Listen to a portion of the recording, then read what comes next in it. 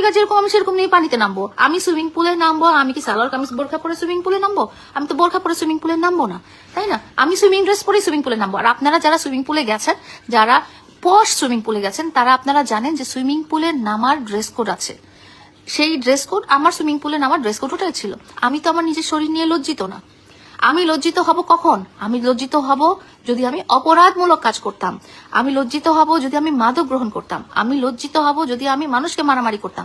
আমি লজ্জিত হব যখন আমি চুরি, ডাকাতি, ধর্ষণ এসব করতাম।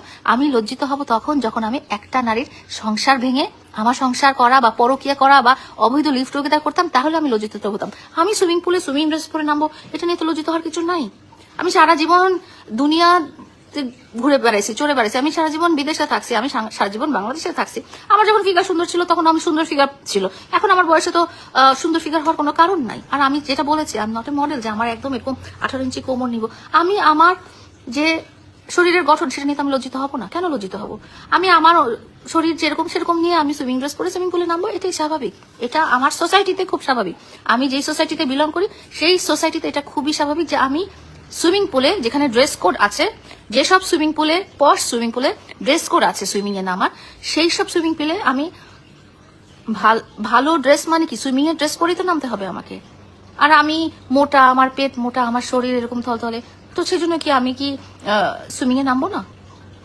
এটা নিয়ে তো আমার লজ্জা পাওয়ার কিছু নাই। অনেক অনেক অনেক আপনারা যান, আপনারা ওয়েস্টিনে সুইমিং পুলে যান, আপনারা রেডিসনে সুইমিং পুলে যান, আপনারা আমার মতো অনেক নারী দেখতে পারবেন। আপনারা যেহেতু দেখেন নাই, এই জন্য আপনাদের খারাপ লাগছে। বাট আমি বলতে চাই, আমি সারা দুনিয়া ঘুরে বেড়েছি, আমি বিদেশে বড় হয়েছি, আমি বাংলাদেশের পশ এরিয়াতে থাকি, বাংলাদেশের সবচেয়ে রেস্ট্রিক্টেড সংরক্ষিত পশ এরিয়াতে থাকি। আমার এলাকায় এটা খুবই স্বাভাবিক।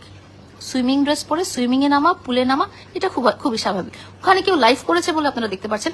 আপনারা দেখবেন এইসব সুইমিং পুলে এরকম অনেক অসংখ্য মোটা, এরকম মোটা মোটা নারীরা সুইমিং ড্রেস পরে নামে। তো তারা তো লাইভ করে না, কারণ তারা তো সোশ্যাল ইনফ্লুয়েন্সার না। আমি সোশ্যাল ইনফ্লুয়েন্সার, আমি লাইভ করেছি, আমি ভিডিও করেছি, এটা আমার কাছে খুবই স্বাভাবিক। তো যাই হোক সবাই, আমি চলে যাচ্ছি চায়না মলে। আজকে দেখা হবে সবার সাথে যমুনা ফিউচার পার্কে। ভালো থাকবেন সবাই। হোপ আমি ক্লিয়ার করতে পারছি। বাট আমার জীবন থেকে শিক্ষা নেবেন। 1 নাম্বার হচ্ছে, যেই নারী আপনার সংসার ভেঙে নিজের সংসার করতে চায়, সেই নারী কখনোই ভালো না।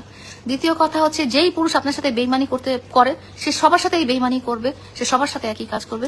তৃতীয় কথা হলো, যে মানুষটা আপনার কাছে তার বিপদের সময় সাহায্য পেয়েছে এবং যে মানুষটা তার পাশে আপনি ছাড়া কেউ ছিলেন না এবং বিপদ থেকে রিকভার করে, সে যখন আপনাকে গালাগালি করে, আপনাকে ভুলে যায়, সেই মানুষটার পাশে আর কখনো কেউ দাঁড়াবেন না।